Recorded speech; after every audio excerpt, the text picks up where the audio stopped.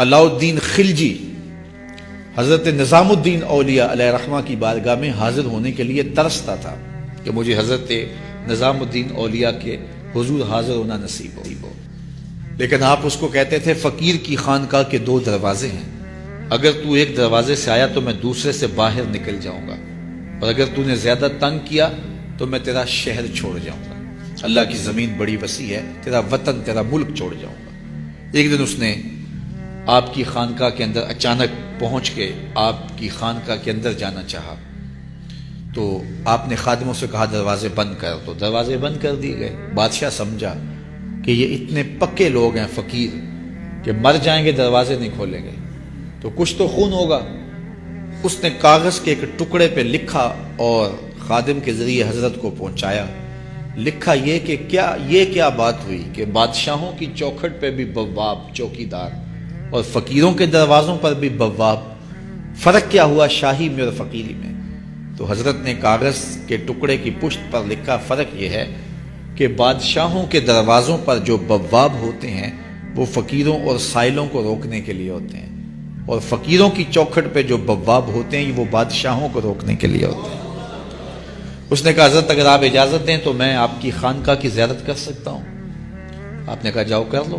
وہ گیا، خانقاہ دیکھی تو لنگر خانہ دیکھا، مختلف جگہیں دیکھی۔ جب استبل میں پہنچا، گھوڑوں کا استبل تھا بہت بڑا حضرت نظام الدین اولیاء کا، تو جب وہاں پہنچا تو کیا دیکھا کہ گھوڑوں کی جو میخیں ہیں، قلے جو ہیں وہ چاندی کے ہیں، اور جن زنجیروں اور سنگلوں سے ان کے پاؤں باندھے ہوئے ہیں وہ سونے کے۔ تو بادشاہ کو پھر شرارت سوجی تو اس نے پھر کاغذ کے ٹکڑے پہ لکھ کے حضرت کو بھیجا، یہ کیا ہوا؟ بادشاہوں کے پاس بھی سونا اور فقیروں کے پاس بھی سونا چاندی، تو فرق کیا ہوا بادشاہوں اور فقیروں میں؟ تو شیخ نے اسی کاغذ کے ٹکڑے کی پشت پر لکھا فرق یہ ہے بادشاہ خزانوں میں سنبھال کے رکھتے ہیں، فقیر گھوڑوں کے قدموں میں ڈال کے رکھتے ہیں۔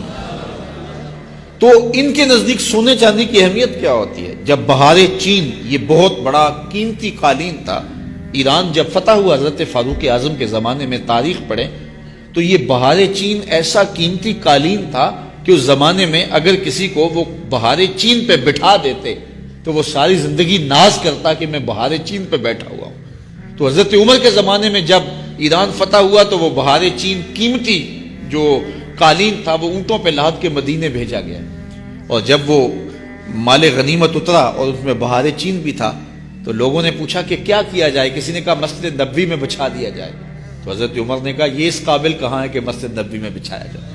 تو کہا کہاں رکھا جائے؟ مسجد نبوی سے باہر جہاں لوگ جوتے اتارتے تھے، حضرت عمر نے آرڈر دیا کہ یہاں بچھا دو، لوگ جوتے صاف کر کے مسجد میں جایا کریں۔ جس قالین پہ زمانے کو ناز تھا وہ قدموں میں بچھا ہوا تھا۔ یہ اسلام کا مزاج ہے۔ یہ نظام الدین اولیاء علیہ رحمہ کو محبوب الہی کہتے ہیں نا، ان کا واقعہ بھی علماء نے یہ لکھا ہے، صوفیاء نے، کہ ان کے شیخ حضرت بابا فرید الدین گنج شکر رحمۃ اللہ تعالی علیہ ایک دن موج میں آ گئے اور کہا کہ نظام الدین محب بنو گے یا محبوب بنو گے؟ تو یہ بڑی خدمت کرتے تھے اپنی شیخ کی، تو کہا کہ محب بنو گے یا محبوب؟ تو کہا حضرت اگر اجازت ہو تو اپنی ماں کو نہ پوچھاؤں۔ اللہ اکبر! ان لوگوں کی مائیں بھی تو صاحب حال ہوا کرتی تھی۔ تو کہا کہ اگر اجازت ہو تو اپنی ماں کو نہ پوچھاؤں کہ محب بننا ہے یا محبوب بننا ہے؟ کہا جاؤ تمہیں اجازت ہے۔ تو گھر کی طرف روانہ ہوئے، ایک آدھ دن کا سفر کیا۔ راستے میں ایک فقیر تھا مجذوب، جو راستے میں بیٹھا تھا، حالت اس کی عجیب سی تھی، تو یہ سلام کر کے گزرنے لگے تو وہ مسکرا کے بولا محب بنو گے یا محبوب؟ تو حیرت زدہ ہو گئے کہ اسے کیسے پتا چل گیا، یہ تو میرے شیخ کا اور میرا راز ہے۔ تو رک گئے، کہا کہ حضرت اگر آپ بتا دیں تو بہت اچھا ہو۔ کہا نہیں ماں سے پوچھو، جو وہ بتائے گی وہی بن جانا، اور اگر ماں نے نہ بتایا تو کل آ جانا، اسی وقت یہاں ملاقات ہوگی، پھر میں بتا دوں گا۔ خیر چلے، رات کو پہنچے، والدہ کی خدمت میں سلام پیش کیا، پاؤں دبائے اور کہا کہ شیخ موج میں آ گئے اور کہا محب بنو گے محبوب بنو گے؟ تو میں نے کہا ماں سے پوچھ لوں۔ تو میں اماں جی آپ سے پوچھنے آیا ہوں، راستے میں یہ واقعہ بھی ہوا۔ تو ماں نے کہا کہ بیٹے تم صبح ناشتہ کر کے پلٹ جانا، اور وہ جو راستے میں تیرے دل کی بات پوچھ گیا وہ کوئی صاحب حال تھا، وہ تمہیں صحیح بتا سکے گا کہ محب بننا کہ محبوب بننا۔ خیر یہ صبح ناشتہ کر کے ماں کے پاؤں پکڑے، اجازت طلب کی اور واپس نکلے، اور وہاں جا کے دیکھا تو کوئی فقیر نہیں ہے۔ بڑے حیرت زدہ ہوئے، دائیں بائیں سے پوچھا کہ یہاں کل ایک بابا بیٹھا تھا، کہا وہ تو کل کے فوت ہو گیا۔ تو کہا اس کی قبر کہاں ہے؟ کہا قبر کس نے بنانی تھی اس کی؟ وہ گندگی کے ڈھیر پہ لوگوں نے پھینک دیا۔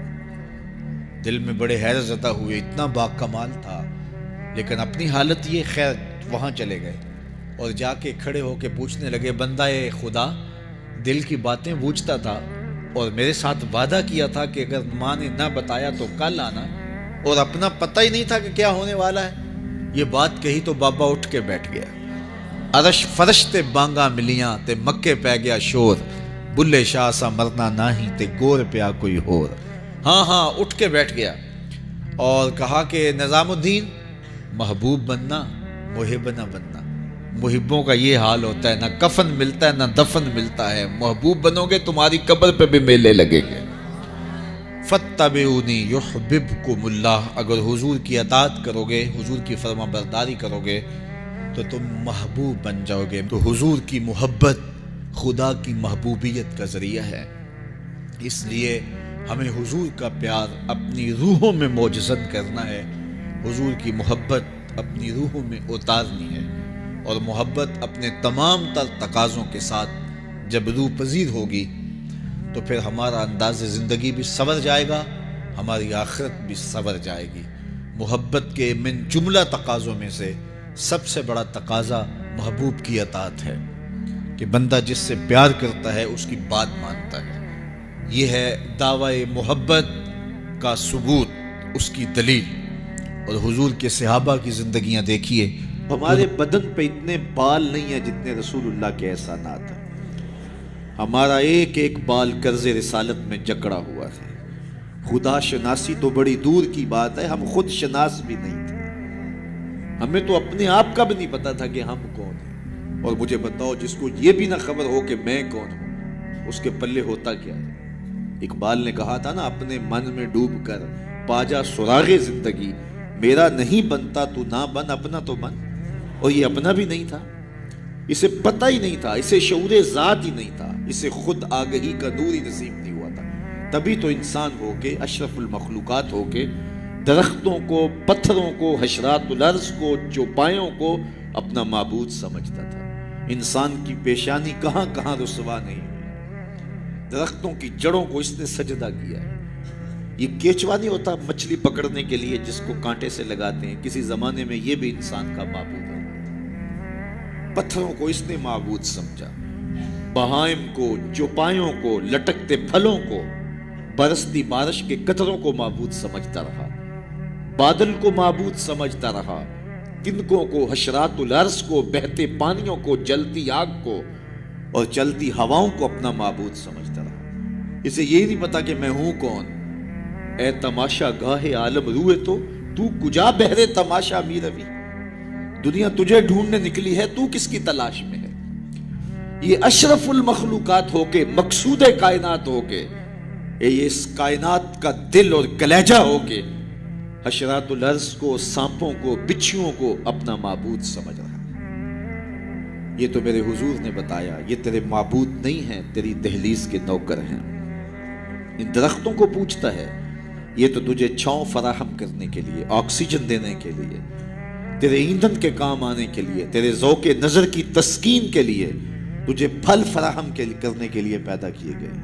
ان جانوروں کو پوچھتا ہے، یہ تو تیری سواری کے لیے، بار برداری کے لیے، تجھے دودھ اور گوشت کی ضروریات فراہم کرنے کے لیے پیدا کیے گئے۔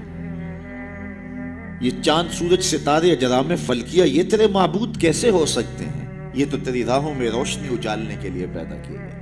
نہیں تو دیکھ، یہ انگلی اٹھتی ہے اور چاند ٹکڑے ہو کے قدموں میں آتا ہے، سورج پلٹ کے اثر کے وقت پہ آتا ہے، اور سڑیاں کھجوراں اگا جاندا ہے، وہ پتھراں نو کل میں پڑا جاندا، قطرے کو سمندر، ذرے کو ستارہ کرتے ہیں، کونین کو خم آ جاتا ہے جب زلف سوارا کرتے ہیں۔ اب انسان کی آنکھ کھلی کہ میں کون ہوں، کہ یہ پوری کائنات درختوں کو پوچھتا ہے، جا میں نہیں، تو ہی کہہ دے تمہیں اللہ کا رسول بلا رہا ہے۔ اللہ اکبر، درخت شاخوں کے بل اپنے آپ کو گھسیٹتے ہوئے سلامی دینے حاضر ہو جاتے۔ حضرت یعلا بن مرہ کہتے ہیں کہ ایک سفر سے واپسی تھی، راستے میں قیام ہوا تو حضور استراحت فرمانے لگے، تو میں حضور کے پہرے کے لیے کھڑا ہو گیا۔ دور صحرا میں ایک درخت تھا، وہ ہلنے لگا، پھر جڑوں سمیت اکھڑا اور شاخوں کے بل اپنے آپ کو گھسیٹتا ہوا میرے برابر آ کے کھڑا نہیں ہو جاتا۔ میرے لیے بڑی حیرت کی بات تھی، لیکن کوئی تھا نہیں کہ اس سے بات کروں۔ خیر تھوڑی دیر کے بعد وہ اپنی جگہ سے چلا اور جہاں سے اکھڑا تھا وہی جا کے نصب ہو گیا۔ حضور بیدار ہوئے تو سلام عرض کرنے کے بعد میں نے پہلی بات یہی عرض کی، میں نے کہا حضور وہ سامنے والا جو درخت ہے تھوڑی دیر قبل اپنی جگہ سے اکھڑا تھا، شاخوں کے بل اپنے آپ کو گھسیٹتا ہوا یہاں آیا، رکا، جھومتا رہا، پھر واپس چلا گیا۔ حضور نے حیرت کا اظہار نہیں کیا، میں تو سویا تھا، تفصیل سناؤ، کوئی آندھی آئی، کوئی جھکڑ آیا، کوئی طوفان آیا، کیسے اکھڑا؟ حضور مسکرا دیے اور فرمایا ھذہ شجرۃ استاذنت ربھا، فرمایا یہ درخت ہے، اس نے رب سے اجازت مانگی تھی، مالک تیرا محبوب نیڑے آیا ہے، سلام نہ کر رہا ہوں، فاذن لہا، تو رب نے اس کو اجازت دے دی تھی، یہ مجھے سلامی پیش کرنے آیا تھا۔ تو پوری کائنات تو ان کے حسن کا طواف کرتی دکھائی دیتی ہے، وہ انگلی اٹھاتے ہیں چاند کے ٹکڑے ہوتے ہیں، سورج پلٹ کے اثر کے وقت پہ آتا ہے، درخت کلمہ پڑھ رہے ہیں، کنکر بول کے گواہیاں دے رہے ہیں۔ اب انسان کی آنکھ کھلی کہ میں جن کو معبود سمجھتا تھا یہ تو ہمارے گرد طواف کر رہے ہیں۔ اب اس کی آنکھ کھلی، اب شعور سنبھلا اور اب وہ سمجھنے لگا کہ میں کون ہوں، اپنی حیثیت سے اب آگاہ ہوا۔ اللہ اکبر، بے خبر تو جوہر آئینہ ایام ہے، تو زمانے میں خدا کا آخری پیغام ہے۔ اسے اب اپنی ذات کا شعور ہونے لگا۔ خود سے ملاقات ہی تب ہوئی جب حضور تشریف لائے۔ تو راز کن فقاں ہے، اپنی آنکھوں پر عیاں ہو جا، خود ہی کا رازداں ہو جا، خدا کا ترجمہ ہو جا، خود ہی میں ڈوب جا غافل، یہ سر زندگانی ہے، نکل کر حلقہ شام و سحر سے جاوداں ہو جا، مسافے زندگی میں سیرت فولاد پیدا کر، شبستان محبت میں حریر و پر نیا ہو جا، گزر جا بن کے سیلے تند رو کو ہو بیاباں سے، گلستان راہ میں آئے تو جوئے نغمہ خواں ہو جا، تیرے علم و محبت کی نہیں ہے انتہا کوئی، نہیں ہے تجھ سے بڑھ کر ساز فطرت میں نوا کوئی۔ اسے اب پتہ چلا، اپنی ذات کی شناخت اب ہوئی۔ اللہ اکبر، کانپتا ہے دل تیرا اندیشہ طوفان سے کیا، نا خدا تو، بحر تو، کشتی بھی تو، ساحل بھی تو، دیکھ آ کر کوچائے جا کے گریباں میں کبھی، کیس تو، لیلا بھی تو، صحرا بھی تو، محمل بھی تو، وائے ناکامی کہ تو محتاج ساکی ہو گیا، میں بھی تو، مینا بھی تو، مستی بھی تو، حاصل بھی تو، آہ کس کی جستجو آوارہ رکھتی ہے تجھے، راہ تو، رہرو بھی تو، رہبر بھی تو، منزل بھی تو، بے خبر تو جوہر آئینہ ایام ہے، تو زمانے میں خدا کا آخری پیغام۔ تو اب انسان کو اپنی ذات کا شعور ہوا۔ خدا شناسی تو بڑی دور کی بات ہے، میں کہتے ہیں انسان کی اپنی ملاقات اپنے آپ سے تب ہوئی جب حضور آئے، خودی کا شعور تب ملا جب حضور آئے، من سے آگہی تب ہوئی جب حضور آئے۔ تو اگر وہ تشریف فرما نہ ہوتے، خدا شناسی تو بڑی منزل ہے، انسان خود شناس بھی نہ ہوتا، اپنے ذات سے بھی آگاہ نہ ہوتا، انسان ہو کے انسانوں کے گلے چیر رہا تھا۔ سکا باپ اپنی بیٹی زندہ درگور کر کے فخر کرتا تھا کہ میں نے اپنی آبرو بچائی۔ مائیں دنیا کی منڈیوں میں بکتی تھی، باپ کی توقیر کوئی نہیں تھی، اور یہ تو میرے حضور آئے جنہوں نے آ کے بتایا کہ بیٹی عزت کی جگہ پر ہے۔ آپ نے یہ حدیث بارہا سنی ہوگی، علماء کرام سے بارہا سنی ہوگی، لیکن ذرا اس کو اس پہلو میں دیکھو، جب بیٹیوں کو زندہ درگور کر کے باپ فخر کر رہا تھا، اس زمانے میں میرے حضور نے کہا میری بیٹی میرے جگر کا ٹکڑا ہے۔ یہ صرف کلمہ تحسین ہی نہیں ہے، یہ کلمہ جہاد ہے۔ اس دور میں جب بیٹیوں کو زندہ درگور کر کے باپ فخر کر رہا تھا، آج تو ہر شخص اپنی بیٹی کو قرار جان سمجھتا ہے، بیٹی کو آنکھوں کا نور سمجھتا ہے، نور نظر سمجھتا ہے۔ بیٹی کے جہیز کے لیے باپ اپنی ساری زندگی لگا دیتا ہے، پردیس کاٹ دیتا ہے۔ جوان بھائی فیکٹری میں اوور ٹائم لگاتا ہے، میں بہن کے ہاتھ بھی لے کر۔ تو آج اگر بیٹی کے بارے میں کوئی محبت بھرے جملے کہے جائیں تو بڑی بات نہیں ہے. جب باپ زندہ درگور کر کے فخر کرتا تھا اور معاشرے سے اسے داد ملتی تھی کہ تو نے بیٹی کو زندہ درگور کیا ہے، اس زمانے میں میرے حضور نے کہا کہ میری بیٹی میرے جگر کا ٹکڑا. اللہ اکبر، کیسی تبدیلی آئی. ایک موقع آیا، فرمایا کہ جو دو بیٹیاں یا دو بہنیں ان کی اچھی تربیت کرے اور ان کو پروان چڑھائے اور ان کی اللہ کی رضا کے لیے شادی کر دے تو قیامت کے دن وہ میرے ساتھ اس طرح قریب ہوگا جس طرح یہ دو انگلیاں قریب ہیں. تو مجلس میں موجود ایک صاحب اٹھے، کہا حضور اگر کسی کی دو بیٹیاں نہ ہوں تو ذرا اس کے پیچھے جھانکنے کی کوشش کیجئے، کہاں بیٹیاں زندہ درگور ہوتی تھیں اور کہاں ایک بیٹی والا سوچ رہا ہے کاش کہ میری بھی دو بیٹیاں ہوتی اور میں یہ احساس پاتا. تو یہ معاشرے کو ایک رنگ دیا، معاشرے کو ایک آہنگ دیا، خدا شناسی بھی دی، خود شناسی بھی دی. انسانی حقوق جو پامال ہو رہے تھے ان کو بحال بھی کیا. انسان اپنی عزت برباد کر رہا تھا، اجرام فلکی اور مظاہر فطرت کے سامنے ان کے چرنوں میں جھک کر کے اس کو اس کی خودی کا سبق دیا کہ تو کون ہے اور کہاں کھڑا ہے. ایک شخص ایمان لانے کے بعد حضور کی خدمت میں حاضر ہوا اور کرتا ہے جاہلیت کے زمانے کی دو باتیں ہیں، ایک یاد آتی ہے تو ہنسی نہیں رکتی اور ایک بات یاد آتی ہے تو آنسو نہیں تھمتے. کہا وہ کون سی دو باتیں ہیں؟ کہا وہ بات جو یاد آئے تو ہنسی نہیں رکتی وہ یہ ہے کہ میں ایک لمبے سفر پہ گامزن تھا. میں نے سفری معبود پتھر کا بنا ہوا ایک بت بھی اپنے سامان میں باندھ لیا کہ راستے میں پوجا پاٹ بھی چلتی رہے، لیکن جب سامان اٹھایا تو سامان بہت بوجھل تھا. میں نے سوچا کہ یہ تو میں اپنے ہی معبود کے بوجھ تلے دب کے رہ جاؤں گا، تو میں نے اس کو نکال دیا اور آٹا یا ستو گوندھ کر کے میں نے ایک چھوٹا سا معبود تیار کیا اور اس کو دھوپ میں رکھ کے خشک بھی کر لیا کہ مزید ہلکا پھلکا ہو جائے اور اس کو اپنے سامان میں اپنے ساتھ رکھ لیا. پوجا پاٹ بھی چلتی رہی. خیر جو میرا اندازہ سفر تھا توشہ سفر بھی میں نے اس کے مطابق لیا تھا، لیکن سفر کوئی 2-4 دن اوپر چلا گیا، توشہ سفر ختم ہو گیا. ایک آدھ دن تو میں نے بھوک کاٹی، لیکن جب انتڑیوں میں بل پڑنے لگے اور مجھ سے گوارا نہ ہوا تو میں نے تھیلے سے اپنے اس معبود کو نکالا جو آٹے کا بنا ہوا تھا، اس کو پتھر پہ رکھ کے کوٹا، پھر اس میں پانی ڈالا، پھر اس کو گوندا، پھر روٹی پکائی اور پھر کہا میرے معبود اب کام نہیں آئے گا تو کب آئے گا؟ اب تو میری انتڑیوں میں بل پڑ رہے ہیں، مجھے جاہلیت کے زمانے کی وہ یاد آتی ہے تو مجھے اس بت کی بے بسی پہ ہنسی آتی ہے. کیسا بے بس معبود تھا جو اپنے پجاری کو اتنا بھی گزارش نہیں کر سکتا تھا مجھے پوجنے والے میرے پہ اتنا تو ترس کھا، اب مجھے دانتوں تلے چبا کے تاریک میدے میں پھینکے گا، پھر گندگی کے ڈھیر پہ ڈال آئے گا. آخر میں تیرا معبود رہا ہوں، میرے پر یہ قیامت تو نہ توڑ. تو ایک تو وہ یاد آتی ہے بات تو میری ہنسی نہیں رکتی، اور جو دوسری بات مجھے یاد آتی ہے تو میرے آنسو نہیں تھمتے، اور وہ یہ ہے کہ میری بیوی امید سے تھی اور میں لمبے سفر پہ گیا، کئی سالوں کے بعد واپس پلٹا تو میرے آنگن میں بیٹی کھیل رہی تھی. میری بیوی نے اس ڈر سے کہ کہیں بیٹی کو دیکھ کر کے زندہ درگور نہ کر دے اس کے توتلے لہجے میں میرے لیے محبت ڈال دی تھی، اور وہ مجھے یا آباتا ہو کہہ کے مخاطبہ کرتی ہے اور میری ٹانگوں سے چمٹ جاتی. میں صفاق تھا اندر سے اور مجھے بڑا غصہ آیا. میں نے اپنی بیوی کو گھورا کہ ایک تو نے سانپ کو جنم دیا ہے اور دوسرا نخرے کر دی، اس کو باتیں سکھائی ہیں اور موقع کی طاق میں رہا.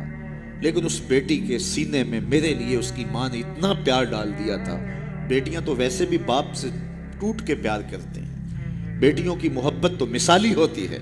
پھر ماں نے محنت کی تھی کہ اس کا باپ کوئی انتہائی قدم نہ اٹھائے، تو اس کے لیے اس کے باپ کے لیے بے پناہ محبتیں ڈال دی تھی. کہتے ایک دن میں نے موقع پایا اور اس بیٹی کو اٹھایا اور صحرا میں لے گیا. میرا خیال یہ تھا اس سے آج جان چھڑا لوں، اور گڑھا کھودنے لگا. کڑکتی دھوپ تھی، میرے بدن پہ پسینہ نمودار ہوتا تھا. وہ آگے بڑھتی اور اپنے دوپٹے سے میرے ماتھے کا پسینہ پوچھتی، لیکن میرا دل پھر بھی نرم نہ ہوا. خیر جب میں نے گڑھا کھود لیا تو باہر نکلا تو میری بیٹی نے سکھ کا سانس لیا کہ میرے باپ کی مشقت ختم ہوئی، لیکن وہ نہیں جانتی تھی کہ اگلی مشقت کس کی شروع ہونے والی ہے. میں باہر نکلا اور اس کو زور سے اس گڑھے میں دھکا دے کے اوپر سے مٹی انڈھیلنے لگا. وہ ننھے ننھے ہاتھ جوڑتی رہی، چیختی رہی اور مجھ سے گزارشیں کرتی رہی کہ یہ کیا کر رہے ہو، لیکن میں اوپر مٹی انڈھیلتا رہا اور اس کی چیخیں اس ریت تلے دب گئیں آج جب اسلام لایا ہوں تو اس کی چیخیں مجھے سونے نہیں دیتی. عرب کے ریگزاروں میں دبی ہوئی معصوم بچیوں کے سسکتے آنسو اور اس کی روتی آنکھیں کس کو پکار رہی تھیں؟ بیواؤں کی چیخیں فریاد کر کر کے کس کی منتظر تھیں؟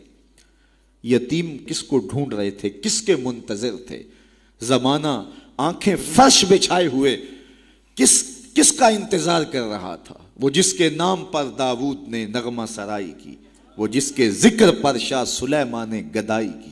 دل یحییٰ میں رہ گئے ارماں جس کی زیارت کے، لب عیسیٰ پہ آئے واز جس کی شان رحمت کے، جو بن کے روشنی پھر دیدائے یعقوب میں آیا، جسے یوسف نے اپنے حسن کی نئے رنگ میں پایا.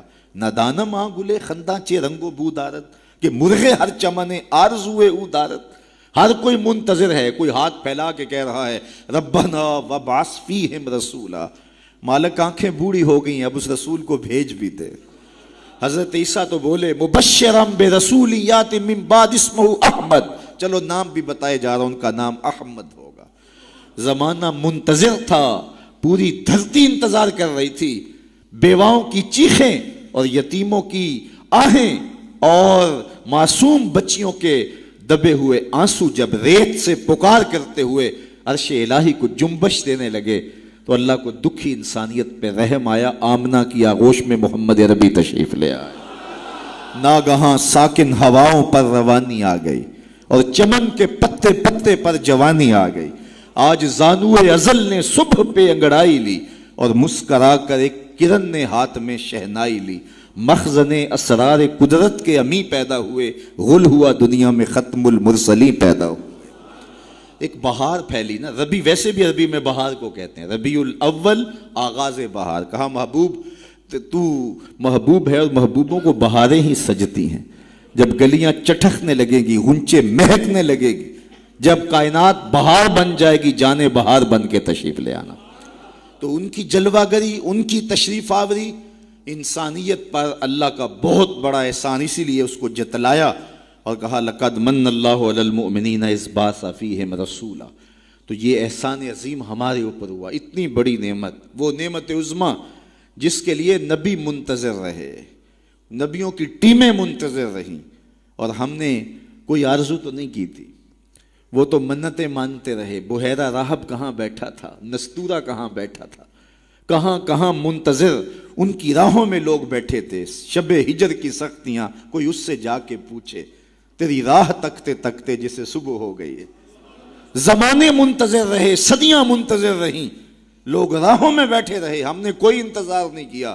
آنکھ کھلی، ہمارے والد صاحب مؤذن کو مسجد سے بلا لائے. انہوں نے کان میں آ کے کہا مبارک ہو، تو حضور کا غلام بن کے آ رہا ہے. شاہوں سے ملا ہے نہ تونگر سے ملا ہے، اللہ کا عرفان اسی در سے ملا. اوروں کو ملا ہے تو مقدر سے ملا ہے، مجھ کو تو مقدر بھی تیرے در سے ملا ہے. تو یہ ہماری خوش بختی، ہماری فیروز بختی کہ ہمیں وہ محبوب نصیب ہوئے جس کے لیے زمانے تڑپتے رہے، ترستے رہے، منتظر رہے، آنکھیں بچھی رہیں، تمنائیں بیتاب رہیں، آرزویں مچلتی رہیں، لیکن وہ جانے بہار بن کے تشریف لے آئے. اب جب حضور تشریف لائے ہیں، پھر صحابہ نے تو حد کر دی نا، اپنا سب کچھ ان کے نام پہ لٹا دیا. کہا آپ کے دین کا جھنڈا لے کے اٹھیں گے اور دنیا کے آخری کنارے تک پہنچیں گے. پھر تابعین نے وہ جھنڈا تھاما، تبع تابعین نے وہ جھنڈا تھاما.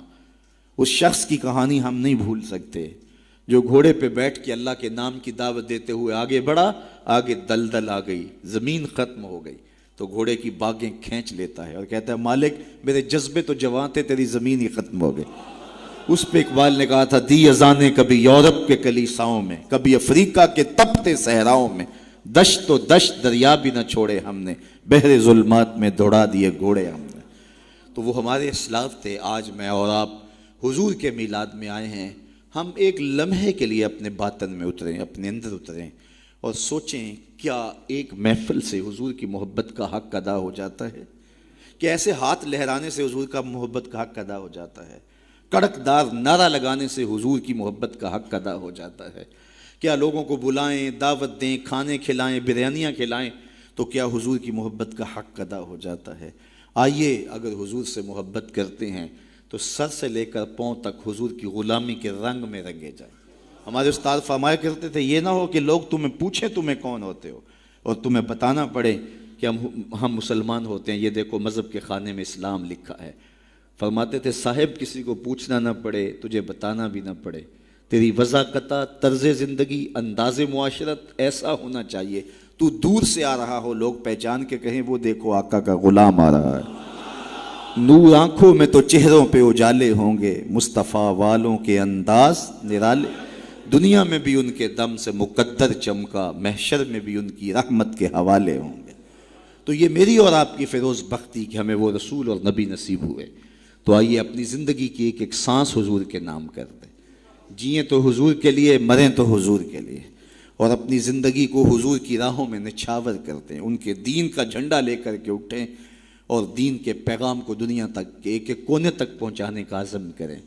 اور وہ کیسے ممکن ہوگا کہ ہم اپنے انداز زندگی کو تبدیل کریں۔ جب کوئی شخص صالحیت کا لبادہ پہن لیتا ہے تو پھر وہ زبان سے نہ بھی بولے، وہ سنت و سیرت کا پیکر گلی سے گزر بھی رہا ہو تو وہ بھی تبلیغ کا رنگ ہوتا ہے، وہ بھی ایک انداز ہوتا ہے، دعوتی انداز ہوتا ہے۔ لیکن اگر میں زبان سے دعوت دین کی دیتا رہوں اور میرا رویہ، میرا عمل، میرا کردار، میرا لہجہ، میرے اخلاق اس کی نفی کر رہے ہوں تو میں حرف حرف منافقت کر رہا ہوں۔ اس لیے مجھے اپنے رویے کو، اپنے طرز زندگی کو، اپنے انداز معاشرت کو حضور کی سنت کے سانچے میں ڈھالنا پڑے گا۔ محمد دی زیارت محمد دے رنگ وچ ٹھگ بازیاں جانے پیارا محمد۔ اقبال نے کہا تھا چو بنام مصطفیٰ خانم درود، از خجالت آب می گردد وجود، عشق می گوید کہ محکوم غیر، سینائے تو از بتا مانند دیر، تا نداری از محمد رنگ و بو، بر زبان خود میالہ نام ہو۔ تو اس کو پنجابی میں جو ہے وہ قلم توڑ دیا، اللہ اکبر، یاری لا تو پاک نبی سنگ، اے پر پوری یاری۔ ذرا دیکھیے شعر کا حسن دیکھیے، اٹھان دیکھیے، یاری لا تو پاک نبی سنگ، اے پر پوری یاری، پھر درود قبول ہے تیرا لکھ نہ لو ایک واری۔